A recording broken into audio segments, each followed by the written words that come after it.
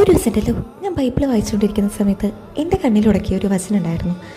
മറ്റുള്ളവർ നിങ്ങളോട് എങ്ങനെ പെരുമാറണമെന്ന് നിങ്ങൾ ആഗ്രഹിക്കുന്നുവോ അതുപോലെ വേണം നിങ്ങളും മറ്റുള്ളവരോട് പെരുമാറാൻ. കുറച്ച് നേരം ഞാനിങ്ങനെ ആലോചിച്ചിട്ട് നോക്കി, ഞാൻ എങ്ങനെയാണ് ബാക്കിയുള്ളവരുടെ അടുത്ത് പെരുമാറുന്നത്, പ്രത്യേകിച്ച് എൻ്റെ അപ്പയുടെ അമ്മയുടെ അടുത്തും അമ്മച്ചിയുടെ അടുത്തൊക്കെ. ആ രീതിയിൽ അവരെൻ്റെ അടുത്ത് പെരുമാറിക്കഴിഞ്ഞാൽ എനിക്ക് എത്ര വിഷമമുണ്ടാവും.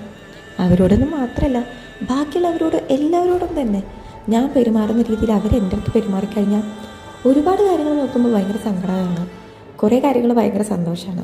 ഞാൻ സ്നേഹിക്കുന്നത് പോലെ, ഞാൻ ചിരിപ്പിക്കുന്നത് പോലെ അവരെന്നെയും ചിരിപ്പിച്ചാൽ അതിനൊരു ഭംഗിയില്ലേ. പക്ഷെ ഞാൻ വേദനിപ്പിക്കുന്നത് പോലെ അവരെന്നെ വേദനിപ്പിച്ചാൽ അത് വളരെ വേദനയാണല്ലേ. അതുപോലെ തന്നെയാണ് എല്ലാ ബന്ധങ്ങളിലും കേട്ടോ.